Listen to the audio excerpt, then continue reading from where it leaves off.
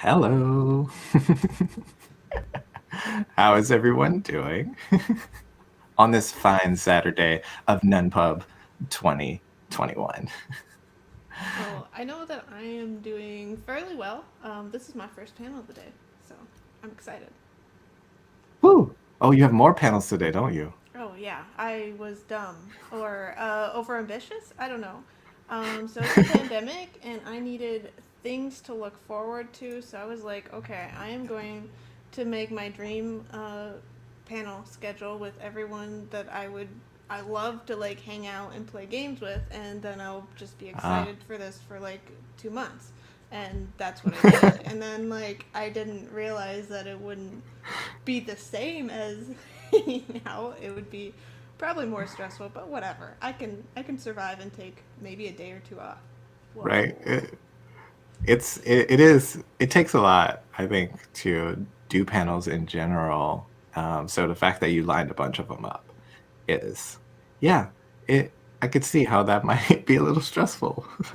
I mean, I could just get rid of the whole like stage fright thing, or like I don't know if it's stage fright, but like that nervous like half hour, like the before it starts, where I'm just like, oh my gosh, I'm going to do something terrible on screen because I'm a Yeah, horrible yeah, person yeah. or whatever. But then that just goes away, and like I never do the thing, or I don't know, whatever. But anyway, Right. so this panel, it's publisher lessons learned during a pandemic. So obviously, Omari, you're a publisher.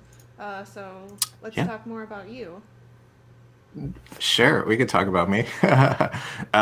So yeah, I run a publishing company. Me and my brother started it together, I guess like 3 years now, which sounds crazy, but it's actually true. Our company is called Board Game Brothers. We've produced two titles now. Rap Gods was the first. It was published at the beginning of 2020, actually, and we are uh, basically about to release our second game, Hoop Gods, in a few months. A few months, more than a few months, but it feels both closer and longer than I want it to be. Yeah, for sure. Um, I don't know. This year has been going by very fast and slow, so I get that. Yeah, Um, you're a publisher too, right? I am. I am actually maybe 2.5 times over, 1.5. I don't know. Right. Yeah. But I'm Carla Kopp. I have Weird Draft Games, which is now 5 years old. Um, what? But yeah, I've been running that for 5 years apparently, and also Galactic Raptor Games. Galactic Raptor, we do animal themed games about area control. Apparently, sometimes you just have a thing and you do it, and you're just like, Just I go guess with it. I actually before I started Galactic Raptor, I would like list area control of my least liked mechanisms. So Oh, who knows how this happened, but yes. In Weird Draft Games, we do like crazy themes with different mechanics.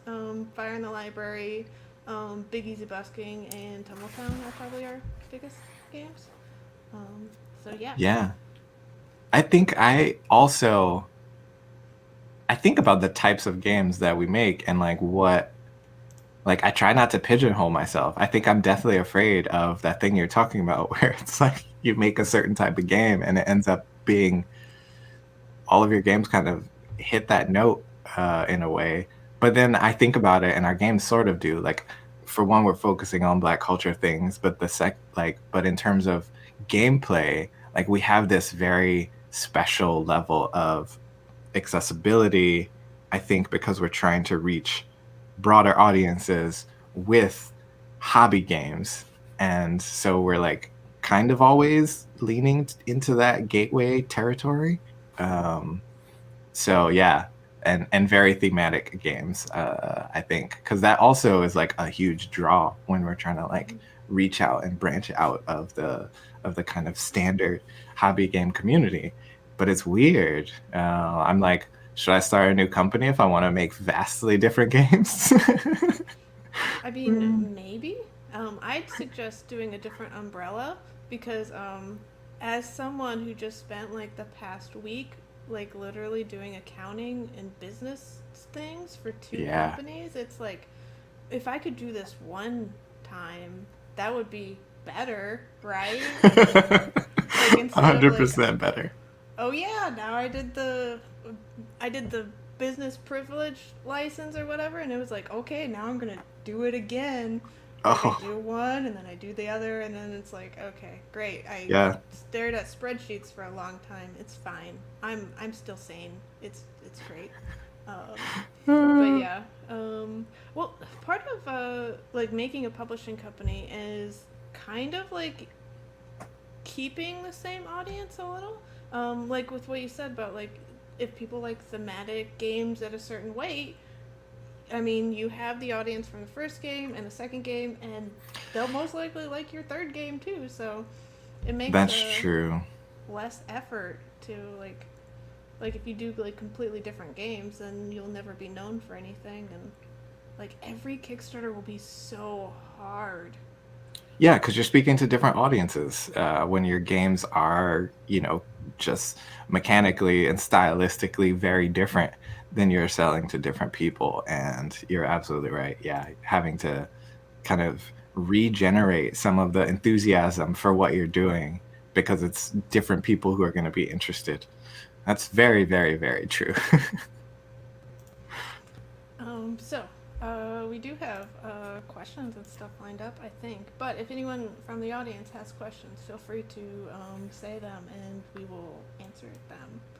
Um, but let's start with Omari. Like, so you didn't anticipate running a business during a pandemic, I assume. So, what's one No. of the most unexpected things that you've had to deal with? Wow. Unexpected. So when you told me this was the question, I didn't exactly know how to answer it. But I think a couple of things that were unexpected to me and not necessarily good or bad. One, I think, unexpected thing was I felt like there was a still surprisingly a big demand for games. And I think at the start of the pandemic, I just had no clue. And then, a few months into it, I was, kind of feeling like most people just dealing with that uncertainty wouldn't be interested in spending the money or just like engaging in the same way because it's totally different now. We don't get together, and so I thought that it would kind of just disappear and dry up, and that was kind of my fear in the beginning. And so pleasantly surprised, I guess, that there was still a demand for games, and I think that was something that was really nice. I think the other part that was very, very, very unexpected was just how much how much more energy it feels like it takes to just do normal business things. Um, and so it feels like so many of our processes and things that we used to do kind of easily and efficiently now are just harder, and it just makes everything a little bit, and it's like no one thing is made that much harder by the pandemic, but everything being a little bit harder because of the pandemic is just it's just a pain. It's just painful, and it just takes that much more. So, yeah, that was kind of my two big things that jumped out at me. Yeah, like, well, mine was like that everything is so much harder. Like I definitely 100% agree because okay, so I used to travel and go to conventions like most weekends, and when I say most weekends, I really mean I was at like two or three conventions a month and like talking to people and doing all these things. And now I'm like further behind than I would be even though I'm not doing those things just because like I don't know why everything is like I'm just stressed out and I don't want to just stare at emails all of the time and like everything is on the computer like Yeah, everything is just everything. so like before like half of I think it's because like half of the work like I'd go out and I talk and I'd play games with people and it would like I wouldn't be staring at a screen. And now it's like, well, if I want to play test, I have to play test on TTS, which is staring at the screen, and it's just not great because like sometimes you hear like people's babies screaming and like all this other like stress. Like it's fine that people have babies, I understand it. It's not what I do, but I just never had to deal with the screaming of the babies and the like spouses and like all these other things that are going on in Yeah. people's life when you're like, oh yeah, we're play testing. I guess you can go make dinner or something. I don't know. Hold your child. We'll wait. But yeah. So like it's been like draining enough that like I've gotten a social media person, so like they can at least like take that off my plate. But like I used to like post like all the time, um, and I'd also second the people still um, buying games, because like when this started, I was going to launch a Kickstarter like in May, and I was just like, do people have money? Do they have more money? Oh yeah. Less? Great Like, question. I guess the answer turns out to be like it depends on the person because like some people have a lot more money because like they can't go to the movies or like anywhere. Yeah. They're just at home and their money is piling up, so they're buying more Kickstarters and things like that. And other people are out of jobs, so of course they have less money and it's just like so hard to like know like how well like a Kickstarter will do because it's like, well, my audience for this game, do they have jobs right now? I I don't know. Is there like a don't. poll for that? It's I hope yeah. they do. It's crazy how much uncertainty it adds in just in, you know, are people able to buy the games right now? Lots of uncertainty, but it's been okay, I guess. So, one thing that we haven't had really, well, we have like online conventions, but we haven't obviously had in person conventions. So, what have you been doing like instead of that? Oh my goodness. Instead of that, I mean, so the big thing about conventions is it just gives you such a, I'm gonna say, easy opportunity to connect with the community because in actuality, like there's nothing like going to a convention and you know 70% of the content creators and sort of like industry leaders are at any given large convention, and so you have an opportunity to just connect with folks there. And so one of the bigger things that I've had to figure out how to do is, okay, how do I connect with the community again, if I'm not going to conventions?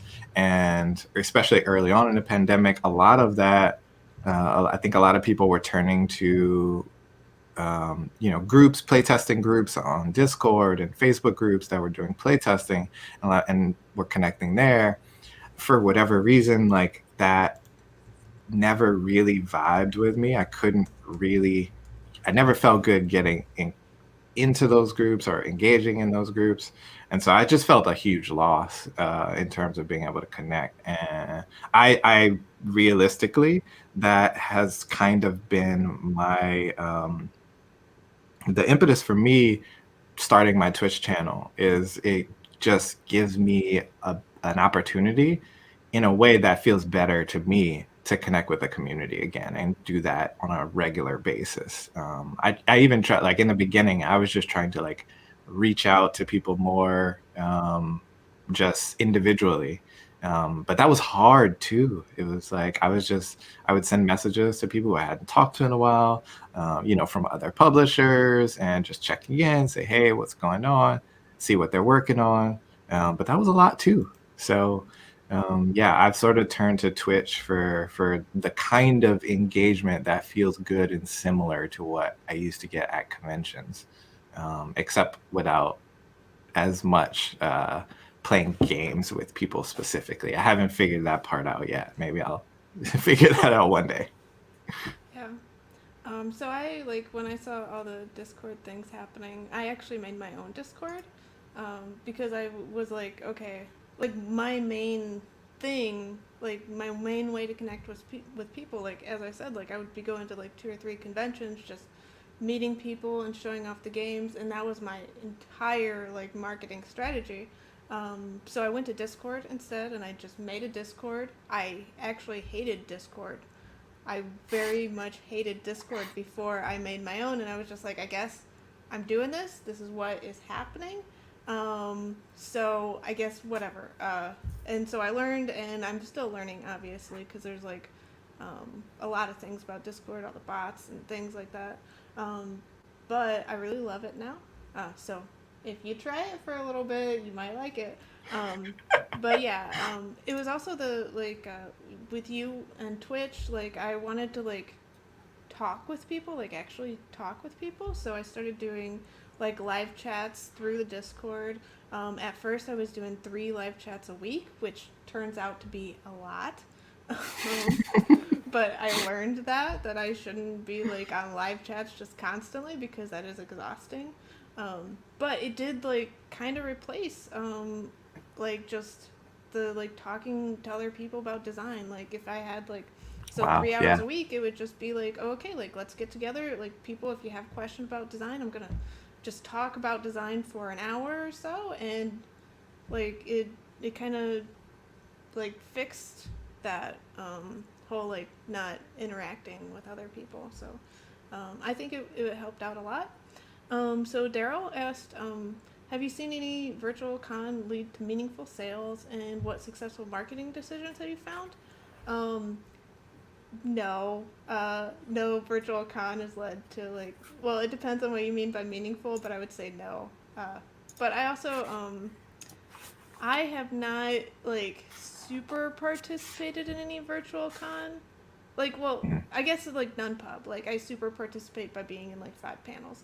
Um, but this is not a sales con. I think it would be like we had Gen Con online, SN Mhm. online, but I didn't participate in that. I didn't really participate in PAX Unplugged. I mean, I think I sold like 7 games during Gen Con, which is I get it. It was cool for it to happen, Yeah. Yeah. but I don't know. We did demos and things like that. But like for each demo, you have to have like a person lined up for, and they can only like teach 4 other people, and like you have to like really know that people are going to show up and be taught on Tabletop Simulator and have games that are really good on Tabletop Simulator. So you have to put in like for the Mhm. scripts and things like that, so people are like, oh yeah, this is a good experience, instead of like them playing just Wingspan all the time because like so much money has been put into that. I mean, Right. Right. like yeah, that's what you have to compare with. So No, it's true. The difference between the two is huge. And so, yeah, I mean, that was a great question, Daryl. I think I I haven't, and a part of it is I haven't been participating in virtual cons as much, um, because I don't feel confident even knowing what methods to use to even try to sell in the virtual con space. Like I haven't like I've thought about it a bunch and kind of came up with some ideas, but nothing felt concrete enough for me to take the leap and make the investment to try to sell games during virtual cons. It always felt like my attention was better spent in different areas. And I think it's the unknown that just sometimes spooks me out of a scenario like that where it's just so uncertain and costly. I think that's been the tricky part. The the online conventions that seem to have a big enough presence are also like the big conventions run by the larger organizations, which in turn are the more expensive ones. So where I might be more interested in supporting some smaller cons, and I have done some smaller virtual cons. But in those spaces, I never focused on sales. Like it wasn't a ton of people there, so I was really just focused on engaging with people who were a part of that. Um, yeah, so very, very challenging. yeah, well, I I agree with the same thing. Like I was mainly focused on like enjoying myself. Like it. it's much like more fun for me to do panels like this than to be like, hey, buy my games, they're great, like here's what they are, like let's get onto TTS and do this. Like I'd much rather like just talk about game design and be around friends and things like that. And um, yeah, it takes like a different energy to do it, and I'm just tired. Like, and I don't think Yeah. other people really want that. Like they, I think it takes like a certain like attention. Like with conventions, like you're there, you are there to demo the games, etc. But like even all these people that are attending the conventions, like they have other things that are going on in their life. They still have to like clean their house and talk to their children and make dinner. So like I don't think the people that are attending are like really in this whole like let's spend $300 like they would be at a regular convention. They might buy like a Right. game or two, but they're not going to get like the giant piles. Like I mean, I would just when I'm at like a physical convention, I never anticipate like getting a giant pile of games, but I inevitably do that Always because do. those games. Yeah, it's. I actually am like, hey, I don't need more games. I need to play the ones I do have. But then I go and I buy them because like I want to play them right then. But like I'm at my house, so like I should just play this one that I have, right? Like, That yeah, there's so much about the virtual cons space that yeah, I think interrupts our normal ability to tap into that sales opportunity. There's just so mm-hmm, many things that get in the way of that. Some of it is technology, but some of it, like you're saying, is just real life. It's like, am I gonna, buy 5 games this weekend when all my games are sitting behind me? Like that same like urgency is not necessarily there. So yeah, mm-hmm. it's been interesting. Yeah. Like I think I'm just gonna wait for like when the real cons come back because like it is an easier sale. Like when somebody is not at home with their like shelves of games and they want to play a game like at a convention, that'll be like so much easier. And just I don't know, getting more well known through panels and stuff is I don't know, it's something that will pay off eventually probably. So that's what I'm doing. There's so much that I do now, and I'm just like eventually probably like that is the modus of operation. And I should also just like clarify, like me and Carla both run very small publishing shops. So I mean ours is a 2-person shop. I think yours effectively are kind of the same. So yeah, so anything that we describe or talk about, you can kind of take that into account too. Yeah.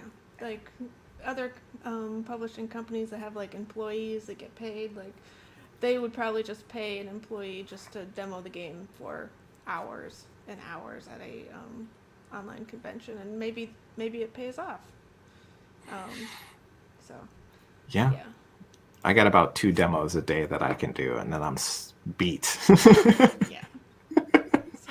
So, but I'm not sure like any of the online conventions pay off even for that because as we said, like people are in their house, they're not like somewhere where they don't own games, so they have all the games that they already have. Um, Yeah. so have you We done or go on. no, I was you. I think you're doing what I'm doing. Oh, so have you done any other changes from a marketing perspective? Yes and no. I think because of all the uncertainty and that we're kind of already talking about, I've felt like my marketing messages are just softer. They're not as direct in terms of just like driving sales. I think kind of what we're saying about all the other things, like my marketing efforts are more just focused on kind of uh, engagement and like exposing more people to the existence of my games. I'm not literally trying to sell as much with my marketing efforts. I'm just like, hey, look at this cool stuff that we're doing. It's more of the tone of the messaging that we're doing now with marketing. And I mean, again, I think my own hesitation to just be like, hey, everybody, buy games. This is a great time for you to do that. Like that's not how I want to come across when we do have a lot of people who are struggling. So I think just the tone and the way the messages that I'm delivering in marketing is it's just a little softer, it's a little nicer, and it's a little more oriented around just knowing that I exist, knowing that a company is doing some cool stuff, and I hope that again is effective potentially, maybe, hopefully, right? Yeah. I am definitely also on the same thing with the doing things that are like softer. Like I now have a blog that I've been like writing on like actually consistently for the first time ever, um, and just showing people that hey, I know about game design and I do interviews and stuff like that. And hopefully, if they get any benefit out of the blog, maybe they'll buy a game or something. But like I don't like shove it in their face. I'm also doing more reviewer copies, just because, you know, why not do more reviewer copies? Well, I would typically like give games out at conventions to reviewers if they asked. So Right, now right. I'm just like asking more, like posting in the reviewer groups, like, hey, do you want this game? I have copies of the game. Like, please, take the game and post about it on your social media so that people know Right. it exists. If you have fun, tell people. Great, we both win. So I've been doing that as well. And so I launched Big Easy Busking into retail shortly after the pandemic started, and it didn't do so good because, well, the pandemic had just started, and like, were stores open? Who Yeah. knows? Did stores Question mark. close? Etc. Like, it just like well normally when I do a retail launch, I work with Double Exposure and we do this big splash where they're Mm, playing the same game in stores like across the nation. Like when we did Fire in the Library, there was like 67 game stores where they were all playing Fire in the Library, and I couldn't do that this time. So yeah. obviously, uh, it was like, well, are the stores even open? Are people leaving their houses? So I'm going to try to do like a second launch in like February around like Mardi Gras to be like, oh yeah, hey everyone, this is a game. You probably don't know about it Hmm. because you were at home when it launched on retail. So let's try this again. It's great and new still. So let's see if we can do a second launch. Um, I just hope like everyone doesn't do like the second and third launch of like this their same games as soon as like we're all vaccinated, and it's like, hey, did you know that these 100 games came out in retail while you were at home? I mean, you just gave me that idea, so maybe we all will do it. I'm Mm, actually kind of worried about like the first big all in person convention because I don't like so whenever I go to a new big convention, I show off the latest game, okay? Like there's a latest game because like Origins is in June and Gen Con is August and PAX Unplugged is in December-ish. So usually like the Origins and Gen Con game is the same and maybe the PAX Unplugged game is different, and like that's how I do it. mhm. But like the next time I go to another big convention, there'll be like 3 or 4 games. But if every company has like 3 or 4 new games, like it's gonna be such a tough market for like everyone because everyone will Yeah, be like, I don't know what any of these games at any of these booths are. that's So true. Yeah, I'm very curious too how like the messaging is spreading around new games that have come out basically all of 2020. And I'm guessing certainly a big part of 2021. Like they've had a ton of releases, and is the word getting out about all these games? And I don't know how people are approaching that. And you're right, maybe it turns out the next real big in-person convention, everybody's going to have a lot of new stuff to show off. And I mean that certainly is exciting for anybody who's attending and looking to buy games, but I guess a little harder for publishers to manage. Yeah, yeah, but I'll be there, I'm sure, because yeah, I can't not do it. it'll be exciting. Well, you can not do conventions. Well, we could discuss that. Like, so Oh yeah. Right now, Origins is going to be in September, and I don't know, theoretically, we'll all be vaccinated by July or something. Um, so are you planning on going to Origins? Or I guess this Great has to do with question. school. Great question. It Origins is probably a pretty safe bet no for me. Um, Unless by some strange miracle. This is kind of the situation that happened for us 2 years ago. We thought Rap Gods was going to be here in time for PAX Unplugged, but like we were cutting it really close. We had a bunch of port delays, and it ended up not getting here until like 2 weeks or 3 weeks after, I think. And so it's the same thing for Origins for me. It's like I don't know realistically if I'm gonna be able to sell games there because my timeline is cutting right up to that week. Um, and so that uncertainty combined with am I even ready to be at a convention in real life? Is probably a no for me. I'm theoretically considering PAX Unplugged if that takes place in December. Um, but Origins is probably a no for me, just because yeah, the timing and coordination and potential that we still won't be where we need to be in terms of safety and keeping people safe.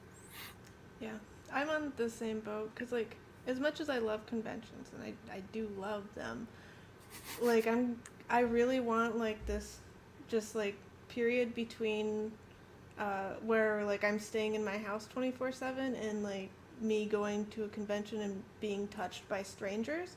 Like, I need, like, some, like, time and, like, going to, like, small conventions first. Like, getting used to Yeah. having like another human within like several feet of me before I go like, oh yeah, let's go to Origins where people are touching me like when I like because like people are just close to each other, and that Yeah. happens like from a mental health perspective. I think I'm going to need that, and I don't want to put like a whole like staff of a booth through that. Well, like, and I think like everyone's gonna be like kind of like not thinking about the fact that other people will touch them and they could freak out like I think Hmm. they're gonna have to like really train like the security guards to not like escalate things like way too much because like everyone has had this heightened stress for like a year and Yeah. that's not gonna go away in like a month just because you get a vaccine. So yeah, I definitely like I don't know. I dread Origins actually happening because like if I had a booth there, like normally booths like they kind of pay out. Like Hmm. that's the dream. The like you go to a convention and it pays for itself. Like it pays for the hotels and everything else.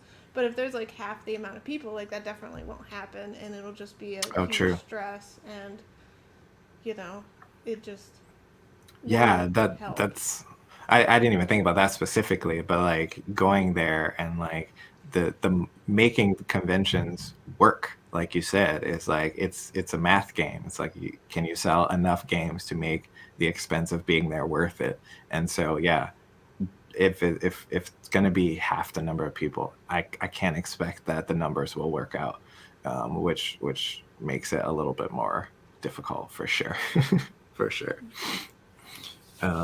I actually was very curious about your answer for the next question that we had. So, do you want to take that one? It was about fulfillment and like whether or not things have changed for you in terms of fulfillment. So yes and no. Well, okay, so I don't know is the answer. I have fulfilled a campaign in December, January ish, and I say that as a it took we got the games in like November and it took till January and we're still fulfilling it. And I think it's all because of the pandemic or the holidays or people going insane or something. Um, like I typically use Amazon, and what happens is I ship out the games, and then they're they just get sent out and everything is perfect and done in a week. Mm. Okay, like it's simple and easy and it's done.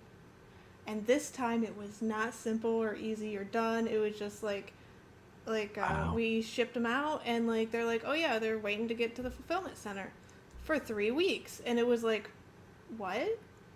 It Hmm. takes hours to drive there. Every other time I've done this, it just takes hours to drive there, and then they start unloading, and it just didn't Wow. happen. And also, what has happened is that it's 2021, so Brexit, Yep, that one. Brexit, and a bunch of EU laws and VAT taxes have changed. And I am still trying to figure out like who is going to be my new fulfillment partner because I've always used Games Quest in the past, and they've been Hmm. wonderful. But they're in England, so great. Mm. I think they're trying to get a office in Germany, but I haven't heard back from them yet. Like I haven't heard from like any of these EU fulfillment centers. Like I've been trying for weeks to get numbers, and I can't get numbers Wow. that are good. Like I've gotten numbers like in the past I've used Send from China, which they're a company in China. Whenever I say send from China, people think I mean just sending things from China, but it is a company in China where if you have something small, they're usually really good at it. And their prices doubled or Wow. tripled in 2020, like between the pandemic. So it was like what was a really good solution is now completely non-viable. Uh, so Mm-hmm. yeah, it might just be better like cost wise for me to send things from my house than to use one of these fulfillment companies, which is not great. So yeah, like it has this pandemic has me kind of questioning things. But I think I'm gonna try to use Amazon again in the future because I think it was just that it. I tried to do something in the holiday season during a pandemic, and if I try Yeah. again when it's not the holiday season and the pandemic's almost over, people will just be like way more realistic and like things will happen. Like there was um a number of packages that just never got sent that got this unfulfillable status where it was like we had to Hmm. find them, uh, Wow. which is like so weird. Like it just um, it's hard. One of the comments was that they were planning to self fulfill unless they get thousands of backers. Where it's usually cheaper to use a fulfillment company than to self fulfill, and it's uh, that's not incorporating your own time. So think about that Yeah, because true. like your Like the time is cost. money. Yeah, the cost when we were doing that calculation for Rap Gods, because we only for that Kickstarter we had around four, I think four between 400 and 500 games to send out, and like that was about our max. We were like, you know what, we I think might be okay self-fulfilling 400 games as opposed to um, like 1,000 or something. And it was like, that feels somewhat manageable. And then after we really, really looked at it, and I started pricing like just some warehousing space to hold the games temporarily, like local warehousing space, like that wasn't even cheap because we had 15. Like Rap Gods was a bigger is like a bigger box game. It wasn't small box. So that 1,500 games was like 12, 14 pallets, something like that. And the space for those was way more expensive to hold locally. So it ended up, and then we kind of were like, yeah, and it's probably going to take us 3 weeks if we're pushing hard every day. And that's if we're lucky and we have help to get this done. It was like, you know what, it's too much. So if you do have a smaller box game, I think it's way more potentially doable. But yeah, in our case, it was absolutely cheaper for us to do fulfillment through a company, and we're going to be doing the same thing again. It was strange too that so we were kind of in a similar situation. Like when we were fulfilling Rap Gods, it was right around, or it was right after the holidays, like in January, and I think there was a lot of uncertainty around that. Um, and interestingly, Brexit and the changes to shipping basically caused us for Hoop Gods, because that finished in November. We didn't launch our pledge manager yet. It was like, well, let's wait until 2021 so we can actually figure out some of these weird shipping things that are happening. And I'm so glad we waited, because now I still don't have like a full grasp of everything I need to make it work, but I know enough so that I can make sure that we account for some of the new things, new rules. And also, we were not sure what shipping prices were going to look like. We had heard, that things potentially were going to be changing in 2021, just kind of reacting to the demand that shipping during the pandemic, because everybody's shipping everything now. And so we were just really afraid that was going to throw things off for us. And I think we know enough now where I'm literally like been working on it this week, and I think it's okay. We're gonna be okay. I think. But I couldn't have done, like, I'm pretty sure I would have screwed something up royally had we done our pledge manager before the year started. Yeah, I mean, just because shipping changes each year, or it can, and just waiting to verify what the prices are is just better. Like, you don't want to be surprised.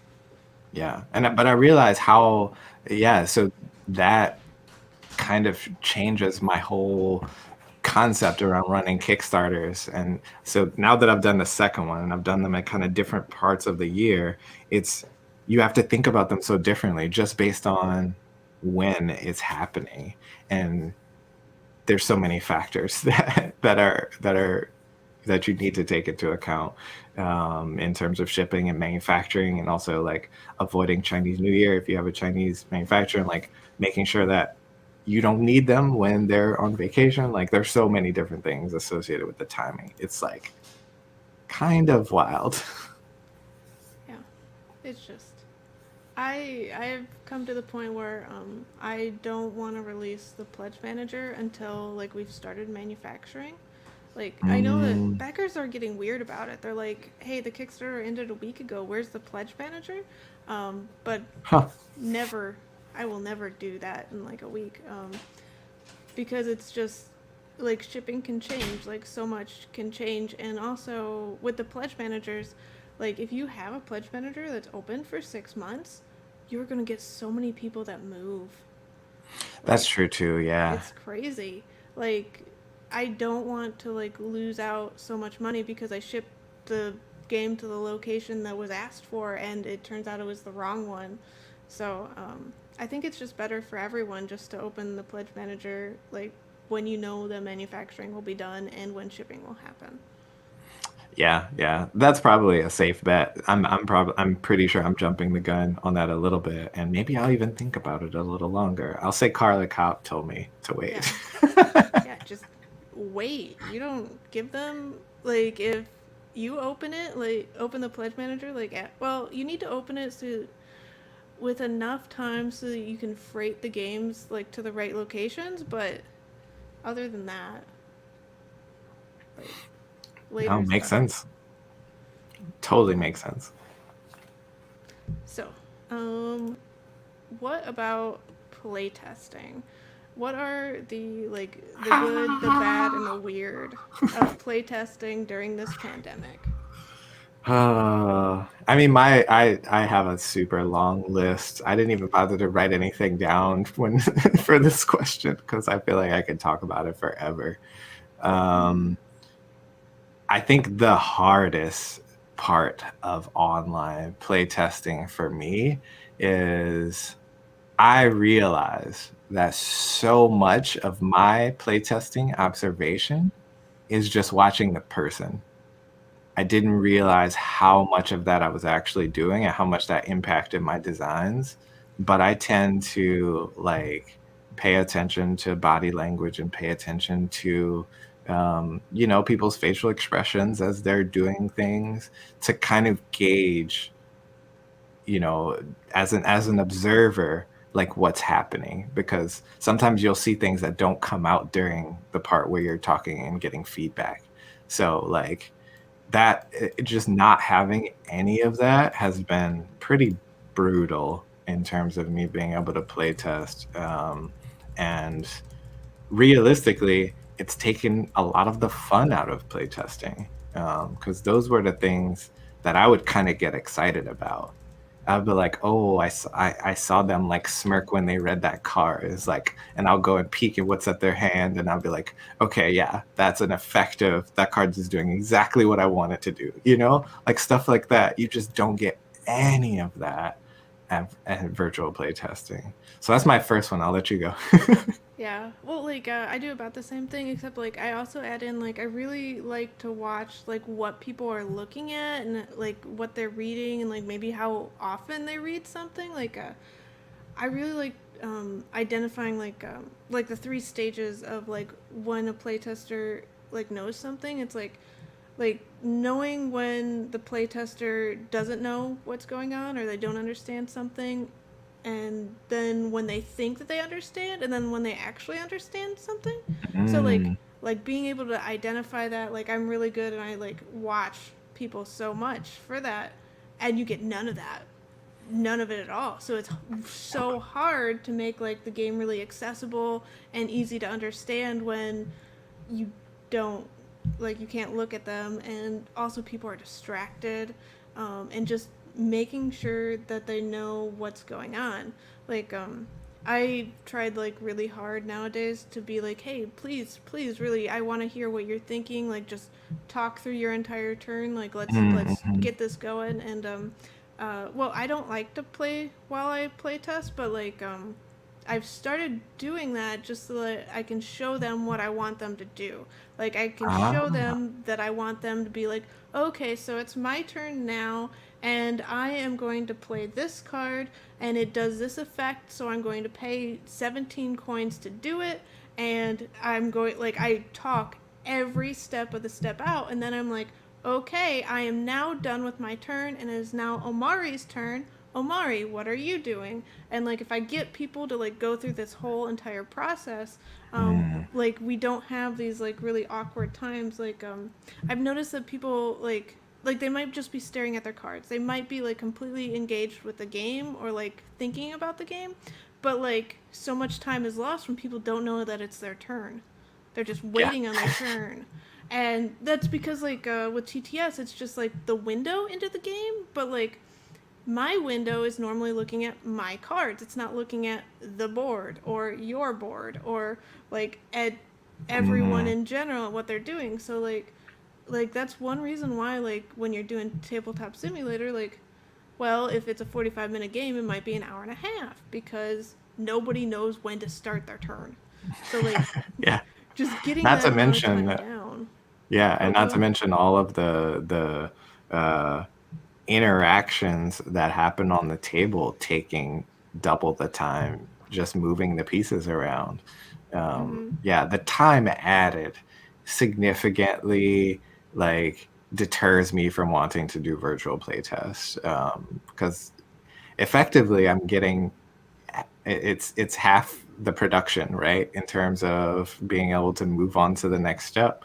It's been, yeah, such a deterrent from being able to play test at my normal rate. And I definitely didn't realize how much playtesting I was actually getting done in the real world, versus now. And I was like, oh, it is a night and day difference. Like it's maybe 25% of the playtesting I was doing in real life. Probably, and that's being generous. That's being very generous. It's probably less than that. And it's because, yeah, it's harder, it takes longer, and it's still missing so much. It's still missing so much. Not one of the harder pieces, I think, for me lately has been I keep, for whatever stupid reason, I keep coming up with games that are incredibly difficult to playtest in a virtual environment. Like very specifically, I keep thinking of designs that I don't even know how to effectively do this virtually. Yeah. Well, and like, so I've had a couple games where it's like, it's so easy to do something like online with my hands. I know how my hands work. Um, but like, I had a game with a Winston draft. And like a Winston draft where like Oh, you're looking at a pile of cards and if you like it, you take it. If you don't, you put it back and you keep going. And explaining that in person is fine, but explaining like to somebody who might not use tabletop simulator, like, oh, okay, so like this is how you search decks. So you do this like combination to search the deck and look at it, and but if there's one card, you do it in a different way. So like learn these keys, right. and it was like, okay, but can I write a script to do this to make it easy? Like, and we tried so many ways to make a script Oh, that and would that just didn't work either. it was just bad. Like, and there was like Mm, other things about the game where like you put the card under another card. With my hands, so easy. I don't have to explain to you how to put a card under another card because you're a human that can just like that was never an explanation I said out loud. right. And now you People have to just teach got it. that. Yeah, and it's like, okay, push you when you're here, or you could do it this way, or whatever, and like you have to keep saying it because otherwise, like people like start like messing with it, and they care more about like the presentation and where cards are than the actual Hmm. game because like that's what they see. Now, So it's yeah, funny you mentioned putting cards under cards because we literally redesigned kind of the UI of the cards in the game I'm working on, Critical Care. We redesigned the UI of the game to specifically prevent people from having to put cards under cards, mostly because we were like, well, if we're playtesting in TTS, this is just going to be a pain for everybody. Like, and I don't think we'll go back either because it's like now it's a part of the core experience, and because we took that out, so no more cards going under cards. Oh well. yeah. Well, like that brings up a good point because like so these things are happening in the game. Like somebody probably mentioned like, oh yeah, putting the cards under the cards is so hard.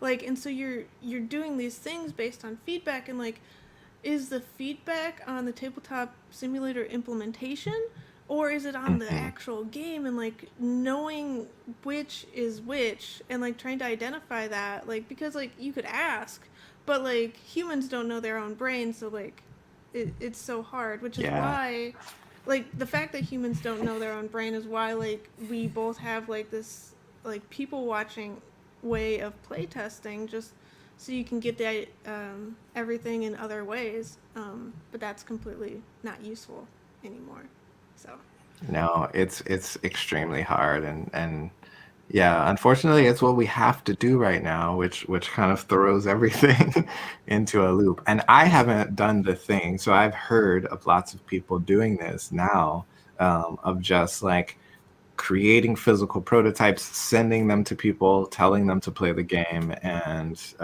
videotape it and like send it back, so they can get more of that feedback. I mean that's basically kind of the structure you would use for a blind play test, right? And like that in and of itself, that concept and that idea, it works well. But I'm very tempted to just do it generally now until I can yeah be in front of people playtesting because it still feels like I'm missing so much.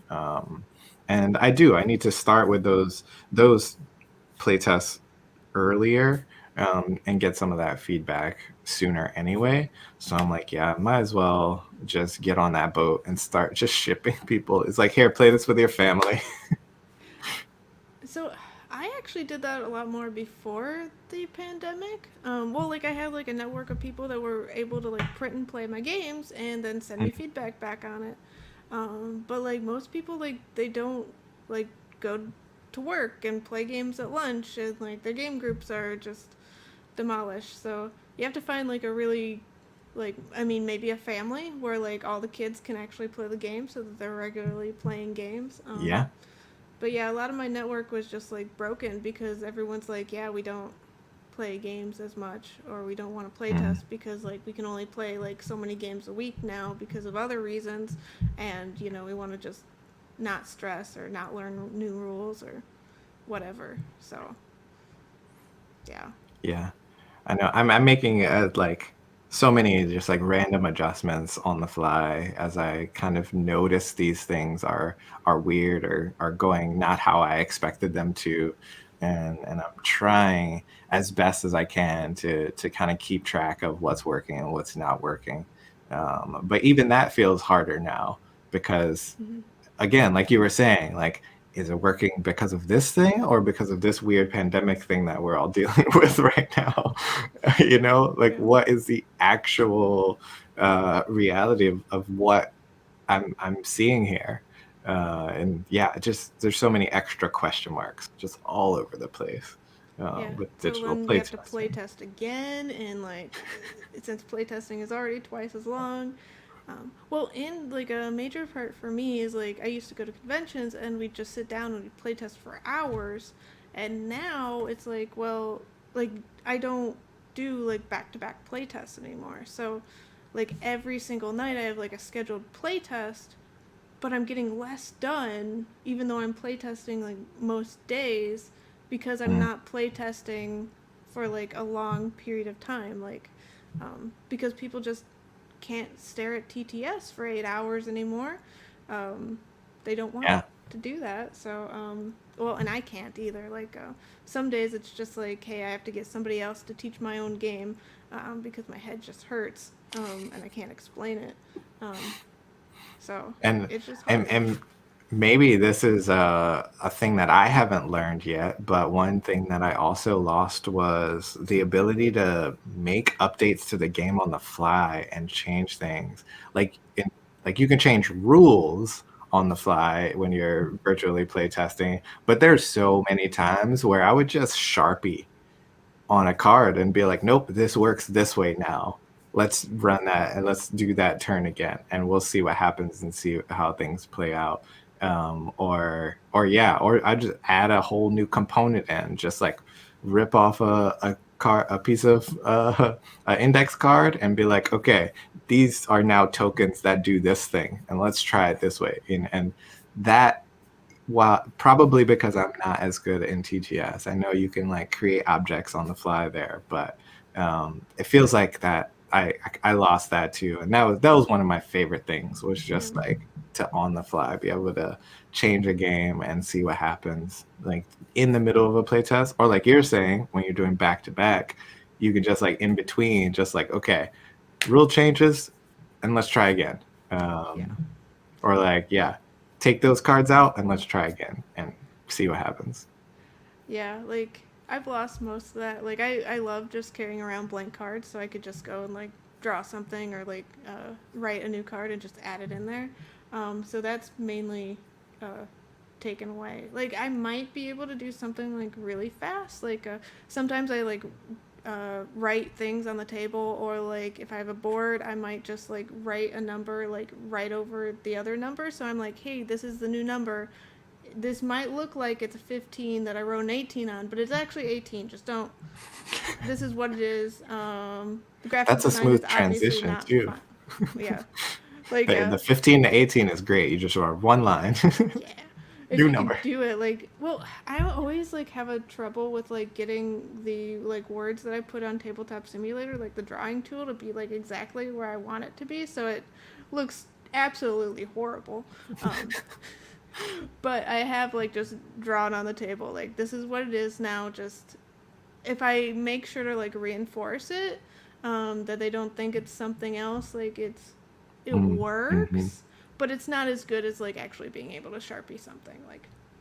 Like you have to Yeah. make sure to remind them, or like make sure to write it on the like edge of the screen, like where everyone can see. Like I love that little TTS area where you write where everyone can see. Because then I'm like, hey, this is your reference card. It's right there. Right Like, there. and I'll change it during it, or like add more stuff so that they can just see it. But yeah, definitely not as good as actually having Yeah. the card and But being able to make actually it. impressive that like some of those tools are in TTS if you really need to make some of those things happen. it's cool that you can actually make some of those adjustments and work within the bounds of TTS and still get some of the same impact. Mm-hmm. So, any final words about being a publisher during a pandemic? Other than it's hard, it's also, I think it still feels worth it. I think I've been pretty proud of the work that we've been able to continue to do despite the pandemic, and I still have kind of really good hopes and thoughts about what's next and what happens after this. I'm hoping that we've done enough during this time so that when it's mostly over, we'll feel the benefits of the work that we did. So all in all, still good.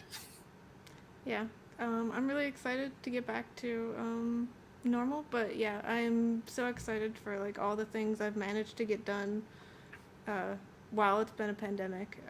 So I'm just so glad that I had so much playtesting done beforehand, because like I kind of just I wasn't able to continue with that, but I have a good lineup. So thanks, past Carla, for trying so hard. I know, I know. I'm gonna give myself a pat on the back too, just for getting through, and things are still mostly okay. Yeah, they're mostly okay. Progress is happening. It's slower, but we are still doing things and making great games. So, Yeah, um, love it. thanks everyone for watching. I'm Carla Cott from Weird Draft Games, and that's Omari this way. Yeah, I'm Omari, Board Game Brothers, and I'm gonna plug Carla. If you haven't checked out some of those design chats or the blog, there's some really, really good information there. I think did your latest blog was Victoria Kanya? Is that Yeah. true? Mm-hmm. Yeah. I think that was the last one that I poked around and looked at, and it was fantastic. So keep doing it for sure. Yeah. Well, thank you so much for reading. That makes me happy. And I have a really good interview with Omari too. So. Oh yeah, I'm in there somewhere. All right, everybody. Have a Thanks so great much. NumPub.